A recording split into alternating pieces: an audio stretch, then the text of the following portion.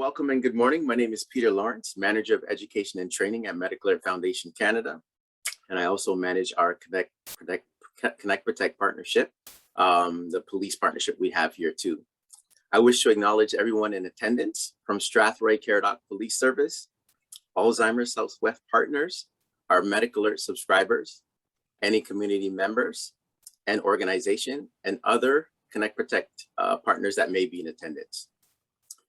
This is my 15th year working at Medical Alert, and throughout my years, I've heard three consistent words: advocacy, support, and awareness. The word that will resonate with all of us today is awareness, which is defined as the state of knowing and being informed of something. Medical Alert provides peace of mind to family members knowing that first responders can access their loved ones' critical information at time of need. This is the message that you will leave with today. At this time, I'd like to invite our President and CEO, Leslie Mcgill, to say a few words. Thank you so much, Peter. I have to pause a little bit because my official duty is to introduce other people, but Strathroy Caradoc holds a special sort of spot in my heart. I spent a good chunk of my life actually on the very edges of the jurisdiction. In a little town called Delaware, Ontario, 20 minutes down the road from Strathroy. And so I know the area very, very well. I still have friends who live in the community. I spent a little time working with a very well-known Strathroy family, knows a little bit about turkeys. So this is a special Connect Protect launch for me personally, because this is an important part of my life and where I lived in the community. So we're really very, very excited to welcome Strathroy Caradoc to the Connect Protect family today. We are also joined by wonderful members of the community. We really appreciate you spending some time with us today as we launch in your community. Connect Protect is an extremely valuable program, and we are represented with police services and partnered with police services from coast to coast, and hopefully to coast soon in the north. And when we're talking about north, we're talking about really far north, but we have representation from Newfoundland to Vancouver and everywhere in between. So it's really nice to see Strathroy coming in the heart of the country as part of our membership today. So I have the honor and privilege of actually introducing a couple of very important people. We have an advisory committee that actually supports our work for Connect Protect, and it's made up of representatives from across the police services who join us as part of the Connect Protect program. So we are pleased, and I am honored to introduce today two very important people: the chair of our Connect Protect Advisory Committee. He's the acting superintendent at the Ottawa Police Service. Rob Bernier will be saying a few words, and I'm also very pleased to introduce right after Rob another very, very important advocate for us, the vice chair of our advisory committee, Sergeant Elaine Fowler from Peel Regional Police, who is a huge champion of our education program for frontline officers. Peel is a really great region for getting involved and making sure their frontline officers know all there is to know about Medical Alert and the services that we provide. So without further ado, we have a little video welcome to you, Chief Campbell, from your fellow chiefs from Ottawa and from Peel. Greetings from our nation's capital. I am Acting Superintendent Rob Bernier from the Ottawa Police. The Ottawa Police Service proudly became partners with the Medical Alert and Connect Protect program in the fall of 2017, as we, along with so many other police services, were looking for solutions to the shortfalls around an all-inclusive vulnerable persons registry. Medical Alert became that solution. Medical Alert has evolved their program beyond their already well-known and established traditional Medical Alert bracelet program. When one of our community's most vulnerable are in the need of help, the police are the ones who are most often called to respond. Members in our community living with the various forms of dementia, including Alzheimer's, living with autism, fetal alcohol spectrum disorder, acquired brain injury, or so many other cognitive disorders, unfortunately find themselves in situations by no fault of their own where they need our help given their vulnerable state. Whether they have wandered off, can't find their way home, found disoriented by a Good Samaritan, in crisis at home, school, care facility, or in public, where it has gone beyond the means of the family or caregiver to manage, the police are called to respond. The reality in many of these cases, it is a very stressful and emotional time for the person making the call to police, which sometimes inhibits the ability for the call taker to obtain some very critical information that will help the responding officers best resolve the situation. When I talk about critical information, I'm referring to current physical description, wandering history, places the person is attracted to or likes to go, historical information, and sometimes as simple as access to a current picture. But it's more than just this. It can be critical information that will help de-escalate a situation, such as triggers that may escalate the behavior of the person, factors that will calm the person, topics of interest to that person, or something as simple as what name he or she likes to be called. It is so important to have access to this information as soon as possible so that we can best handle the situation in the best interest of that vulnerable person. Medical Alert has provided our police services with this proactive tool to better serve our community's most vulnerable. Any police agency across Canada partnered with Medical Alert can now have direct access through a secure portal to their clients' critical information proactively at the intake of the call for help, which in turn equips our responding officers with the best information to best help this vulnerable person in their time of need. It truly supports our community safety and well-being plans, aligns with our duty to care, and promotes public trust. It is as simple as the caller when calling police stating the person is registered with Medical Alert, or our call taker asking the complainant if the person is registered, or in the case of the Good Samaritan or police officer finding a disoriented person, looking for the bracelet or the ID tags. And this lines us up with accessing some key information that we may need to best resolve the situation. I'm truly honored to have been chosen as the chair of the Medical Alert Police Advisory Committee, as Medical Alert is committed to working very closely with all their police partners. This committee was formed so that we can play a part in the evolution and continued improvement of this program. I, along with Vice Chair Elaine Fowler from Peel Regional Police and all other police services across Canada partnered with Medical Alert, would like to extend a warm welcome. We look forward to meeting all of you at one of our next committee meetings. Be safe and take care. Hi, my name is Elaine Fowler. I'm the Sergeant of Emergency Management with the Peel Regional Police. Our organization has been in partnership with Medic Alert since November 2017. Our area in emergency management assists with vulnerable missing person searches in the region of Peel. This would include the City of Brampton and the City of Mississauga. Having you being part of Medic Alert gives the police the essential information we need to keep your loved ones safe. This information has the potential to save time and resources, but more importantly, to save lives and to reunite you with your loved ones. Rob and Elaine helped me tremendously with Connect Protect and all the projects that I'm working on. Now I'd like to introduce Chief Campbell to say a few words. Well, first of all, thanks, Peter, and good morning to all on the call this morning. I believe that there may be some others, community members that maybe are watching or have access to the call. And again, I want to extend my my greetings to those community members as well. When I first saw the agenda and I saw that I had 7 minutes to speak, you never give a chief 7 minutes because they'll make it 17. That's sort of just a fault, I guess, maybe of police leaders.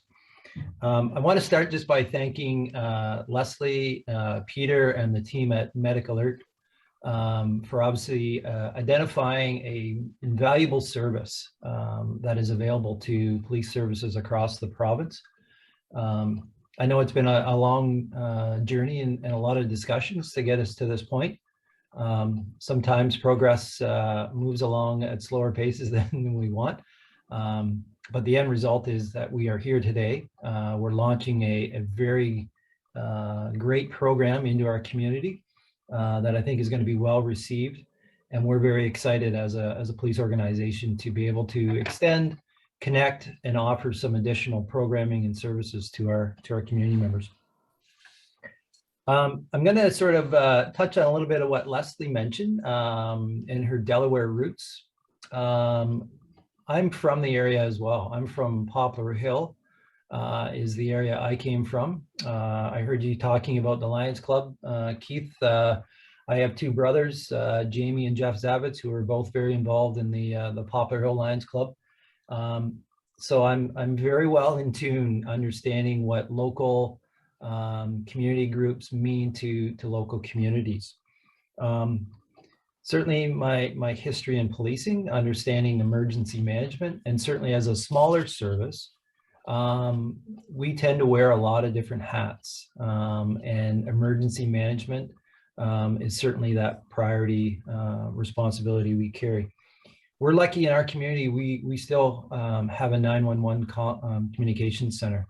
So these types of calls where we are getting people who are missing, wandering, and we just had one last week where a lady in her middle age, I'll call it, left in the early afternoon, became disoriented, and actually spent the night outdoors. And again, we were the agency that took that call.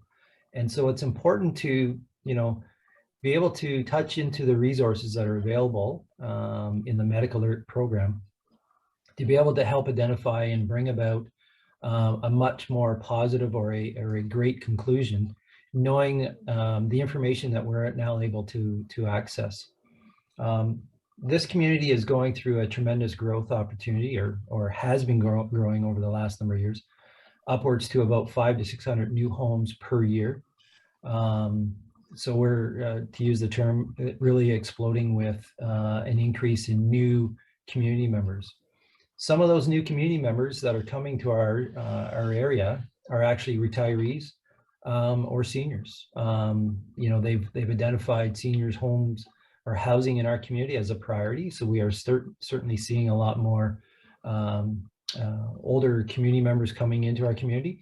And I think a program like this just enhances the ability for us as a police service to be able to offer and provide some sort of peace of mind, not only for our new residents, but family of those new residents, to know that their family members, even though they may be coming from large urban centers, are still going to be able to access and have available to them the same type of policing services that are available in those large urban centers, like Peel and like Ottawa and some of the other larger urban centers.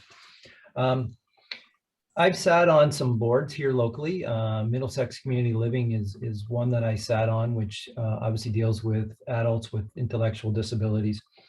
And there is another segment of our community that, again, I think this program certainly would benefit. And so I think for us, it's about creating some dialogue, some communication in our community. Just this week, we've relaunched our police website. So we think that this announcement, along with going live on our website, gives us a perfect platform to start sharing this information and engaging in the discussions about the value of the Medic Alert program. So I'll maybe stop at this point, because if I don't, I'll be another 10 minutes talking. But again, I want to go back and thank Leslie and Peter and their team for bringing this program forward and allowing us to move forward on it. And we're very excited about reaping the benefits of such an invaluable program. So thanks. Thank you so much. Thank you so much, Chief Campbell. We have a lot of work to do. So I mentioned in the beginning the word support. Our next speaker, Keith Ryan, is here representing Strathroy Lions Club, Zone 7. Donors make things possible, and Lions Clubs have been supporting the community and Medical Alert for many years. I'd like to acknowledge a contribution from District A1, Zone 7, which consisted of 6 clubs. Keith, I invite you to say a few words. Excuse me. Thank you for having us today. First and foremost, thanks for allowing this program to come into our community. Chief Campbell, if it wasn't for our police services and having one within our own area, I don't think this probably would have went much further than just being a discussion within our own meetings. Lions Club International is the largest nonprofit organization in the world with approximately 1.4 million members. Within that, District A1 represents Southwestern Ontario, ranging from Windsor all the way through to Dorchester and all parts in between. Zone 7, which is the zone that I represent, we represent 6 communities, 6 Lions Clubs within our communities: Strathroy, Caradoc, Mount Bridges, Delaware, Melbourne, and Glencoe. All of these clubs, with the exception of Glencoe, actually touch base of part of Strathroy Caradoc. Depending on what side of the highway you're on in Melbourne, depends on whether you're Strathroy Caradoc or OPP. Regardless, is that Lions' average age is 56 years old for an average member. And when Strathroy came up a few years ago as one of the top 10 places to retire in the country, it was kind of a no-brainer that this came a part of our club or our zone and what we wanted to do as a project. We knew that there was going to be a little bit of leeway getting into the community and getting it up and running. However, we felt that it was something that was strong and worthwhile within it. As Chief Campbell said, we do have Middlesex community living within our own area that have houses right within our own communities and within our own streets. They're our neighbors and we see them and they participate in everything. With that being said, it's an easy one for us to be a part of and to be able to release so that you have the familiarity and that you're able to identify what needs to be done for those that are there. Thank you on behalf of Medical Alert and on the town of Strathroy Caradoc and the Strathroy Caradoc Police Services for taking this program and allowing the Lions to be a part of it. Thank you, Keith. Now, our next speaker, Linda, who supports Medical Alert, was kind enough to say a few words today. Linda shared a very personal story that I had a chance to reflect on after our conversation. Her story impacted me so much. I really understand the importance of police and the community working together. Linda? Hey, Peter, can you see me? Because I touched my screen and I can't see me, which is fine. No, it's fine. It's fine. We can't see, but it's fine. Okay. Okay. There we go. So thank you so much for, I'm honored to be asked to do this.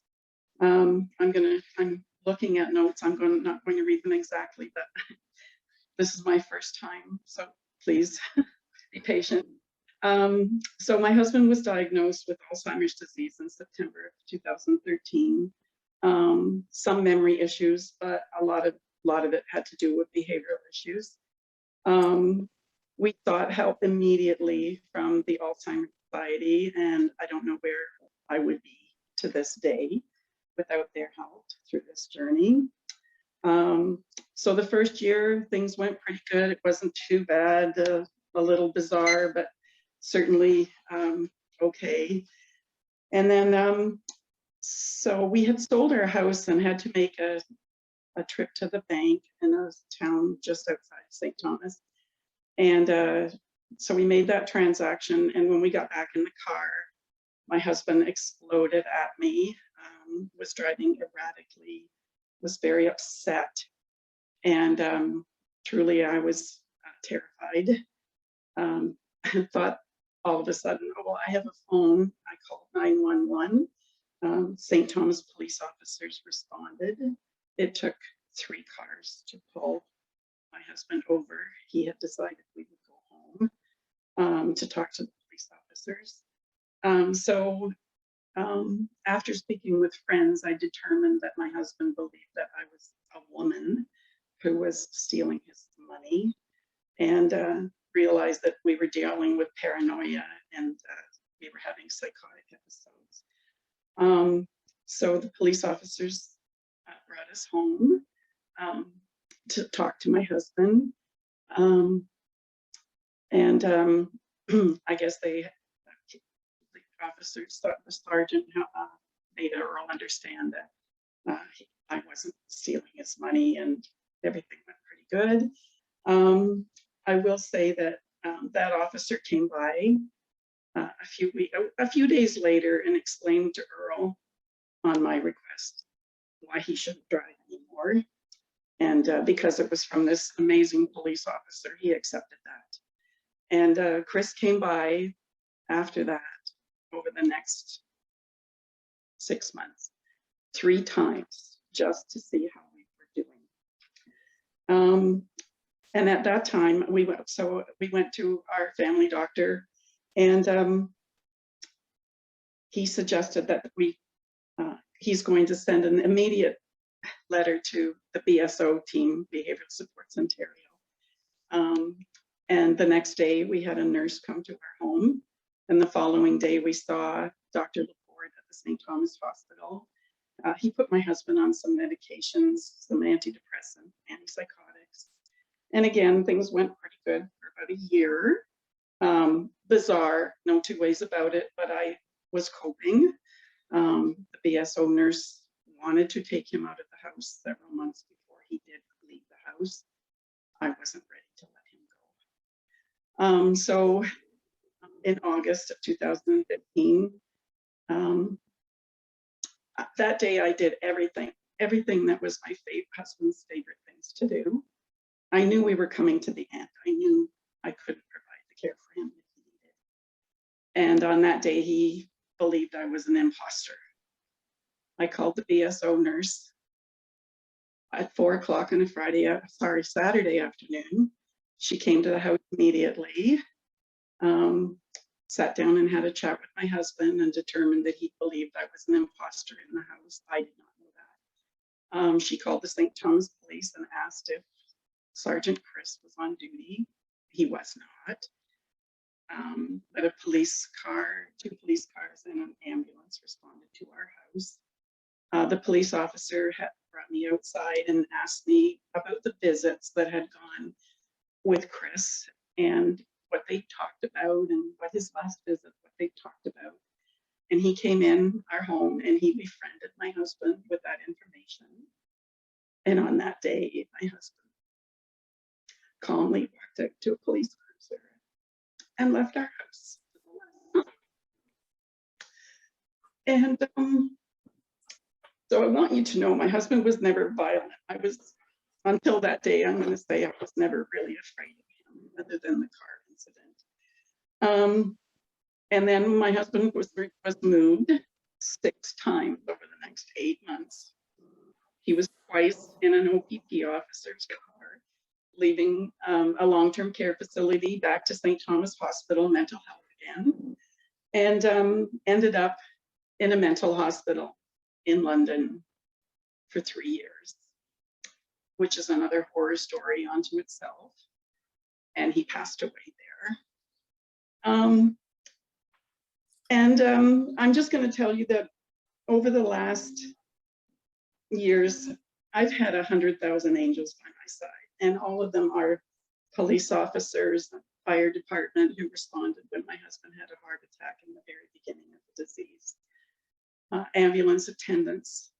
I mean, so as a thank you to these people, I deliver Rice Krispie squares pretty much on a weekly basis to the St. Thomas Police, occasionally to the OPP, the Elgin OPP, fairly regular to the fire department, and on occasion to the ambulance stations in St. Thomas. It's my way of telling them I will never forget. I don't want them to ever forget that I will never forget what they did for me, and what could have been 2 horrible situations were not. And I do want to say that Medic Alert, I know at one point we would have needed this. My husband did a lot of walking. That was his way of continuing to be active, because he was always active. So he walked all the time. And I know at one point we would have had to do this, because if someone in the family approached him, he would get very angry with us if he was out walking because he thought we were going to try to force him home. He raised his cane at us several times, not as a threat, just get away from me, I'm not going home. And but I do know that if a stranger or a police officer had approached him, he would have been fine. He was a very kind, sincere, loving man. And I think that's pretty much it.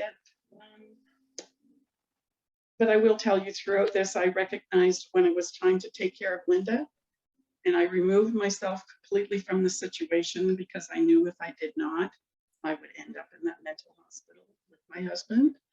And on several occasions I took off, I went to Cuba on 2 occasions, and I tell people I went there to find Linda. I found her, and we had a really good time together. So thank you.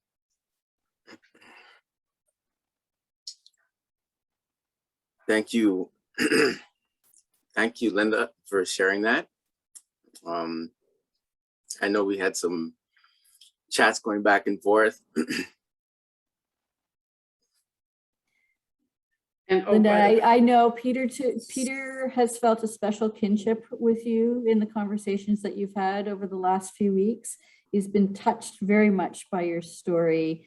We're all touched by your story. It's an incredible amount of courage with a set of diseases that is so challenging to manage for both the person who is experiencing it, as well as the family supporting the individual. So thank you for being so brave in sharing that very, very difficult, but also very heartwarming story.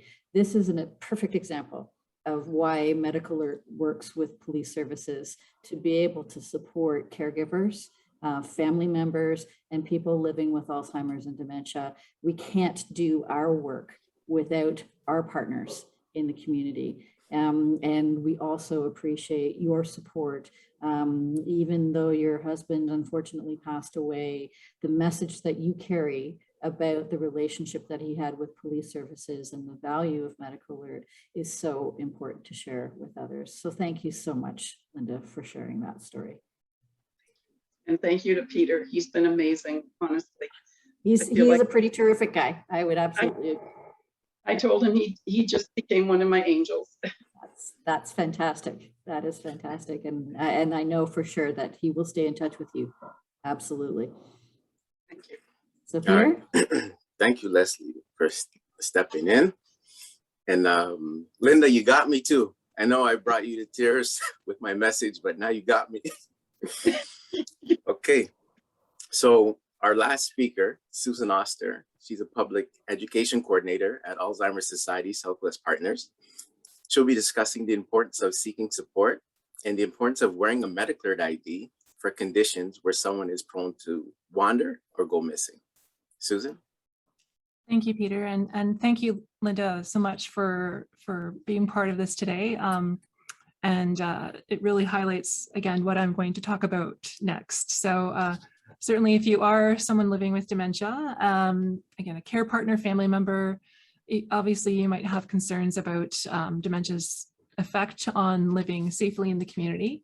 So again, it's important to consider safety early and develop a safety plan. We talk a lot about developing safety plans for a whole host of reasons. So the Alzheimer's Society certainly can help with this. Again, the plan will change over time as the level of risk evolves and the type of risk evolves. And when it comes to the risk of a person living with dementia going missing, we sometimes hear from our clients, oh, I don't think we have to worry about that yet. But a missing incident often happens without warning. There might not have been any red flags that the family is aware of. And it can also happen much earlier in the disease process than people think. So they often think that comes later, but just with changes in the brain, again, that navigation center, especially with Alzheimer's, can be impacted really early. So Medical Alert Safely Home, the Blue ID is a really important part of this safety plan. And it's critical to have multiple layers within your safety plan and to have the support of your family and friends and neighbors.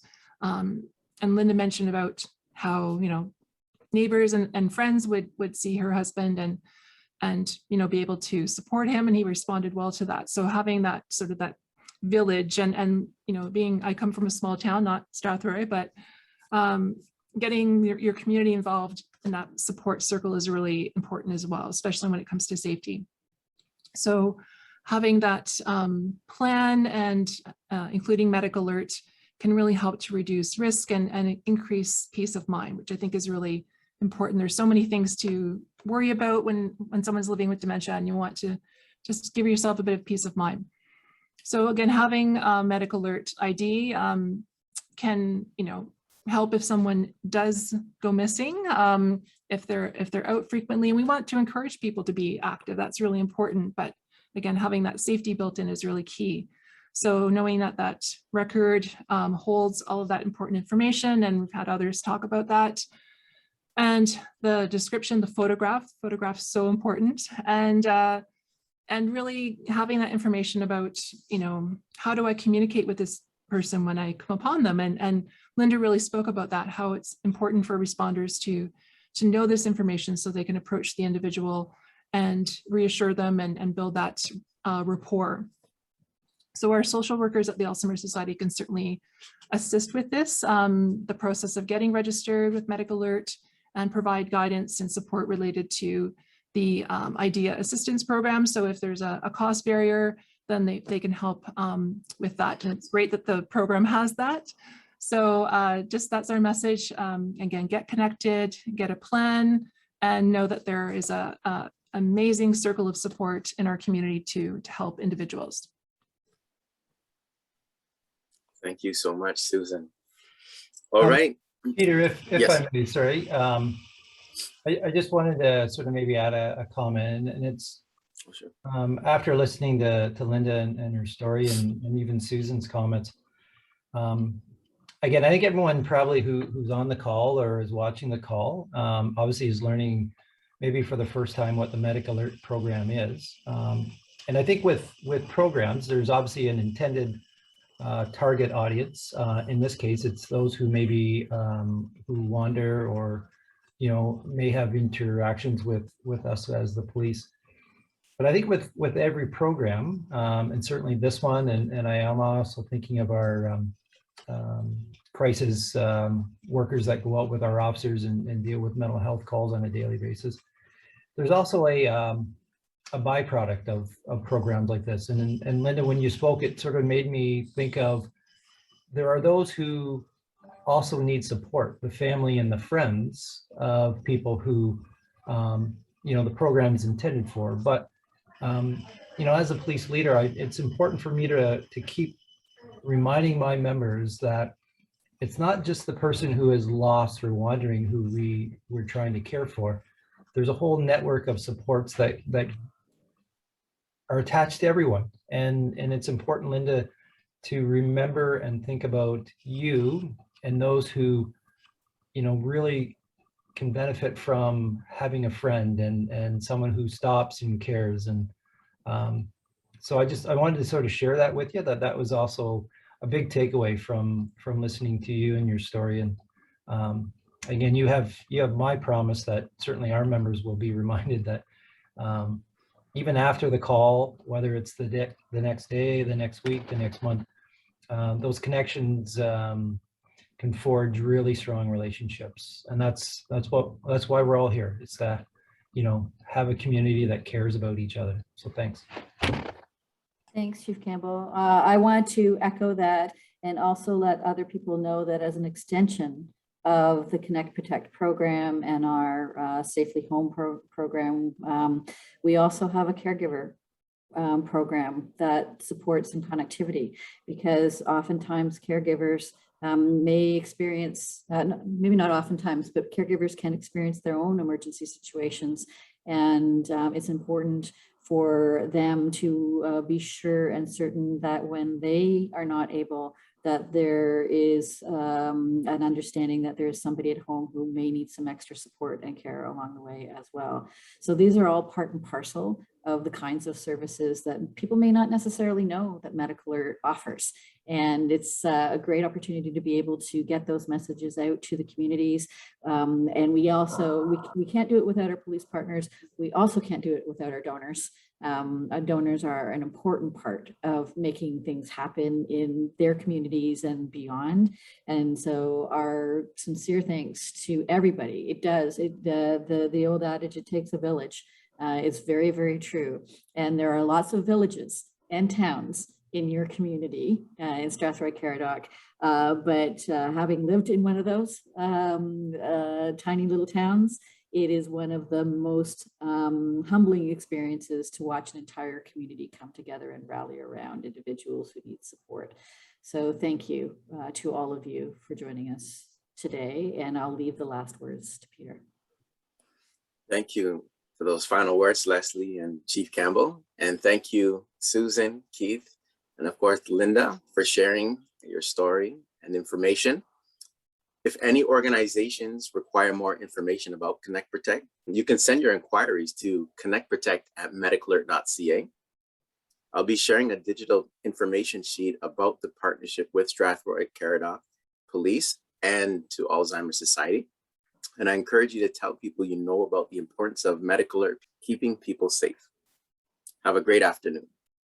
Thanks very much. Bye now. Thanks, everyone.